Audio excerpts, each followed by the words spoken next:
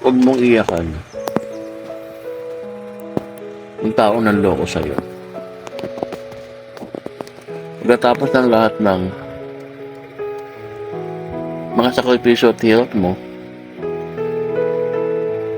iiwanan ka lang pala. Palagi mong iisipin na may bukas pa. Baka sa huli, ikaw ay magpasalamat na lang. Mas mabuti na hanggat maaga pa, nakita mo ang totoo niyang kulay. Kaysa patuloy kang niloloko. Hindi mo man gustong tuldo ka ng relasyon dahil sa puno na ito ng panloloko at ng kasinungalingan.